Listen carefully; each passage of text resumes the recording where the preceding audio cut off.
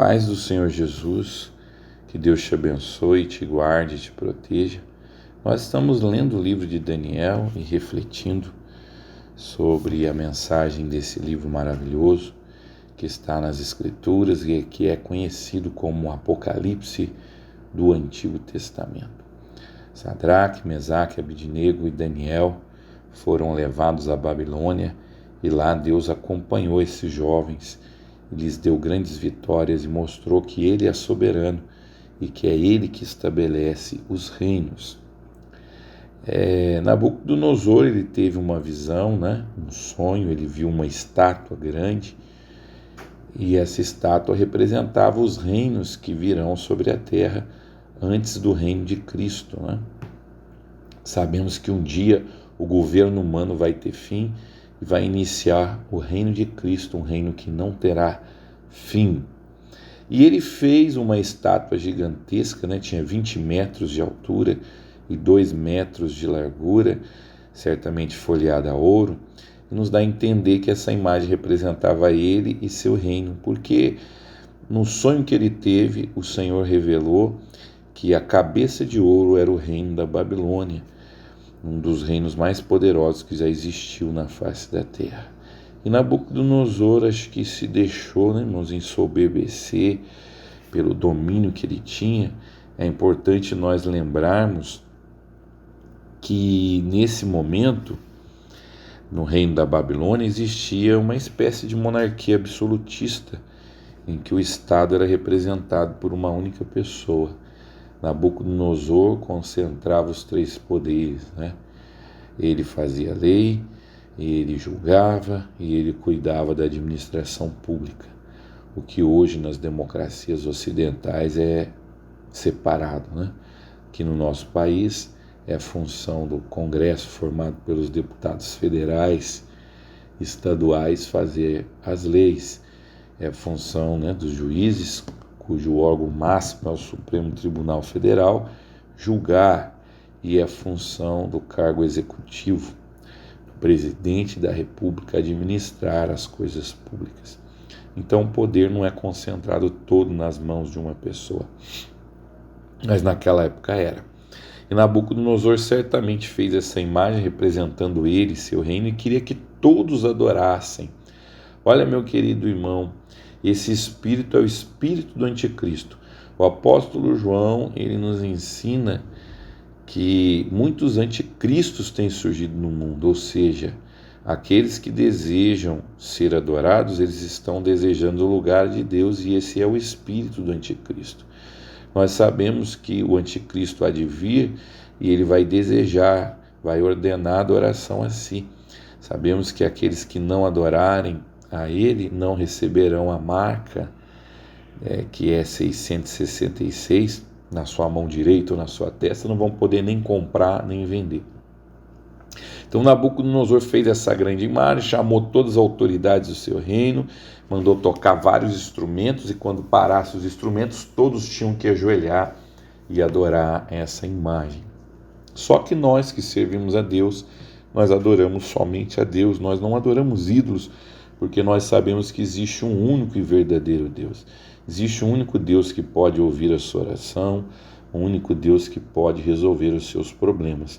Os outros, na verdade, são falsos, não são deuses, E aí Sadraque, Mesaque e Abidnego, eles não adoraram a imagem. Então foram denunciados a Nabucodonosor. E veja o que aconteceu. Nabucodonosor deu mais uma chance a eles. Olha, eu estou sabendo que vocês ousaram me desobedecer, mas eu vou dar mais uma chance. Caso vocês não me obedeçam, vocês vão ser lançados na fornalha ardente. Ou seja, vão morrer queimados, E veja a resposta que eles deram. Abra sua Bíblia comigo em Daniel capítulo 3, a partir do versículo 14. Sua Bíblia está longe? Vai lá, pega que eu espero e vamos ler. Daniel capítulo 3, versículo 14. Diz assim, Daniel 3,14. Nabucodonosor lhes disse: é verdade, Sadraque, Mesaque e Abidnego, que vocês não prestam culto aos meus deuses nem adoram a imagem de ouro que mandei erguer? Pois agora, quando vocês ouvirem o som da trombeta, do pífaro, da citra, da harpa, do saltério, da flauta dupla e de toda espécie de música, se vocês se dispuserem a prostrar-se em terra e adorar a imagem que eu fiz, será melhor para vocês.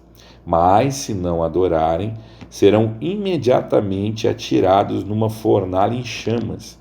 E que Deus poderá livrá-los das minhas mãos? Sadraque, Mesaque e Abidnego responderam ao rei: Ó Nabucodonosor, não precisamos defender-nos diante de ti. Se formos atirados na fornalha em chamas, o Deus a quem prestamos culto pode livrar-nos, e ele nos livrará das tuas mãos, ó rei. Mas se não nos livrar, saiba, ó rei, que não prestaremos culto aos teus deuses, nem adoraremos a imagem de ouro que mandaste erguer. Nabucodonosor ficou tão furioso com Sadraque, Mesaque e Abidnego que o seu semblante mudou. Deu ordem para que a fornalha fosse aquecida 7 vezes mais que de costume, e ordenou que alguns dos soldados mais fortes do seu exército amarrassem Sadraque, Mesaque e Abidnego e os atirassem na fornalha em chamas. E os 3 homens, vestidos com seus mantos, calções, turbantes e outras roupas, foram amarrados e atirados na fornalha, extraordinariamente quente. A ordem do rei era urgente e a fornalha estava tão quente que as chamas mataram os soldados que levaram Sadraque, Mesaque e Abidnego, e esses caíram amarrados dentro da fornalha em chamas. Mas logo depois o rei Nabucodonosor, alarmado, levantou-se e perguntou aos seus conselheiros: Não foram 3 os homens amarrados que nós atiramos na fornalha? Eles responderam: Sim, ó rei. O rei exclamou: Olhem, estou vendo 4 homens desamarrados e ilesos andando pelo fogo, e o quarto se parece com o filho dos deuses. Então Nabucodonosor aproximou-se da entrada da fornalha em chamas e gritou: Sadraque, Mesaque e Abidnego, servos do Deus Altíssimo, saiam, venham aqui. E Sadraque, Mesaque e Abidnego saíram do fogo.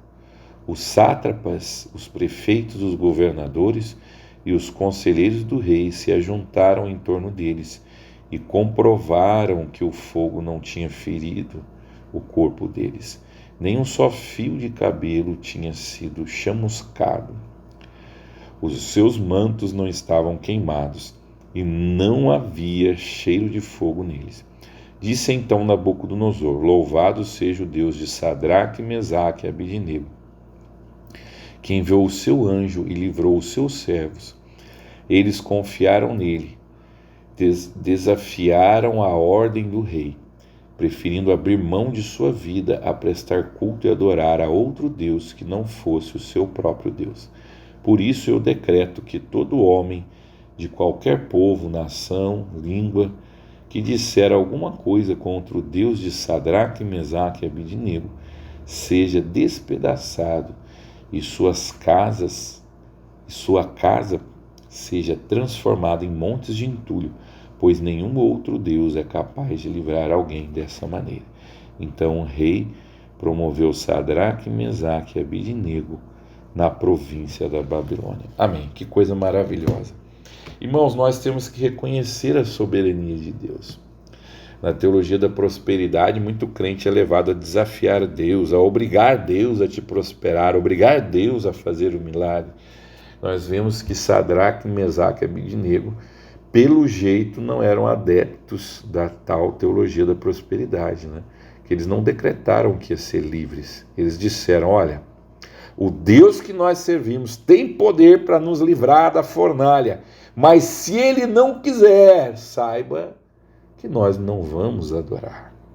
Levaram em consideração a possibilidade de Deus decidir que eles deveriam ser queimados, né? É importante nós mantermos a nossa fidelidade a Deus, independente do que Ele decide fazer, né? Eu já vi aí pastor pregando e falando: olha, se Deus não fizer isso, se Deus não te prosperar, eu rasgo a minha Bíblia. Que isso? Eu deixo de ser crente? Como assim? Você é servo ou você é senhor, né? Nosso Deus tem os seus propósitos, Ele costuma honrar a nossa fé. E nesse caso, Deus honrou a fé desses jovens.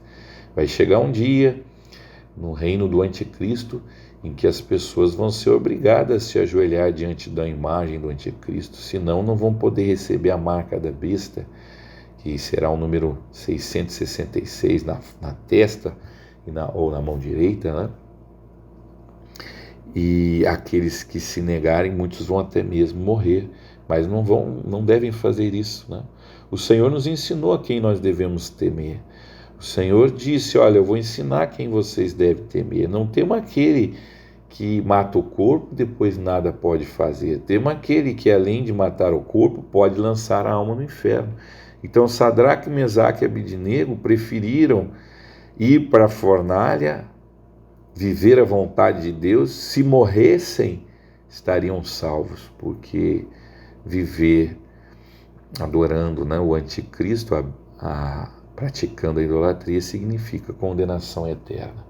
Então vamos escolher servir a Deus. Hoje, graças a Deus, nós temos liberdade religiosa, ninguém nos obriga, né?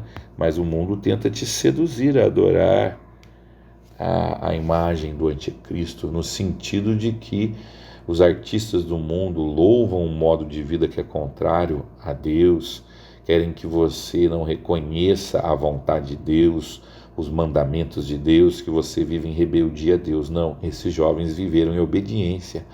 A lei de Moisés, a lei que Deus deu a Moisés, dizia: não farás para ti imagem de escultura, não se ajoelharás a ela, né?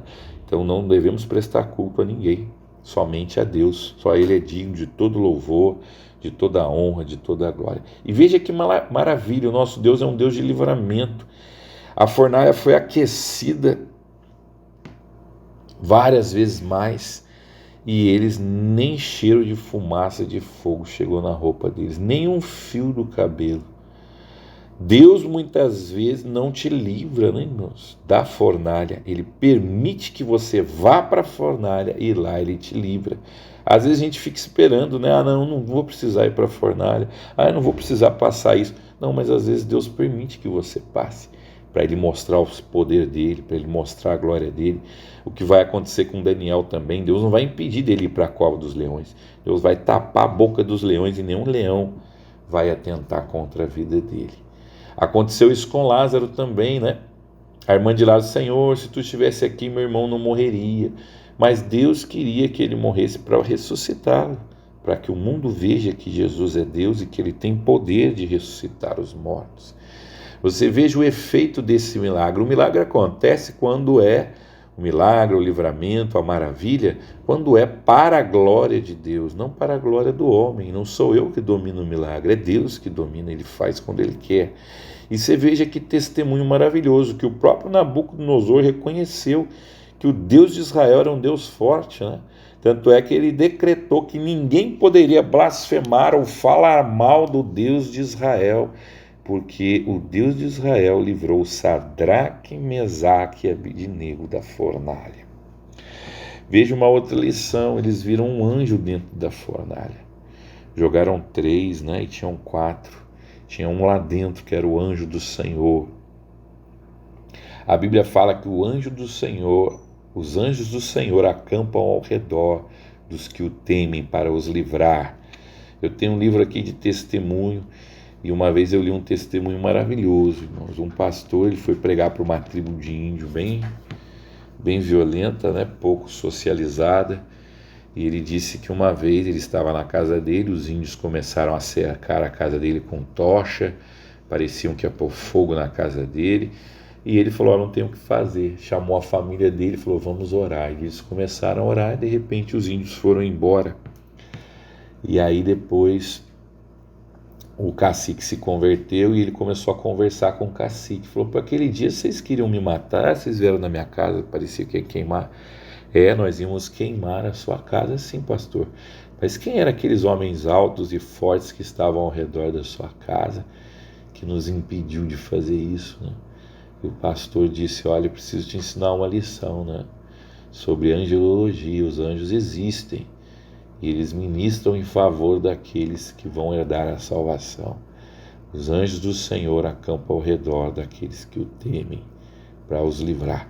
Então, louvado seja o nome do Senhor, que nos livra no momento da angústia, no momento da tribulação. Os anjos também participaram ativamente do ministério de Cristo, né? A Bíblia fala que anjos apareceram para Jesus para o consolar quando ele estava aflito, quando ele estava prestes a ir para a cruz. Apareceram anjos que o consolavam. A Bíblia também fala que foi um anjo que avisou Maria que ela conceberia e daria luz a Jesus Cristo, né? O Rei dos Reis, aquele que há de reinar sobre toda a terra. Então creia que os anjos estão muitas vezes amando do nosso Deus, te livrando, e às vezes você nem vê e nem enxerga o anjo, né? Amém? Vamos orar, meus irmãos? Eu convido você no próximo sábado para nós continuarmos. Vamos ler Daniel capítulo 4. Nabucodonosor vai ter uma experiência com Deus, né? Ele vai ter que deixar a sua arrogância. Nós vamos ler Daniel capítulo 4. Amém? Se você tem um testemunho de livramento, coloca aí no comentário, para que a nossa fé possa ser edificada. Senhor Deus, te agradeço pela tua palavra, te agradecemos pelo teu livramento, pelos seus anjos que nos protegem. Continua abençoando o teu povo, dando vitória sobre as tentações, sobre as dificuldades, sobre os problemas, Pai amado. Dai-nos graça para te honrar nesse mundo. Nós vivemos de certa forma como se fôssemos Daniel, como se fôssemos Sadraque, Mesaque e Abednego. Por isso nos livra, dai-nos graça para testemunhar que tu és o único e verdadeiro Deus para esse mundo, Pai, que jaz do maligno. É o que eu te peço, Pai, em nome de Jesus. Um grande abraço, que Deus te abençoe, te guarde e te proteja.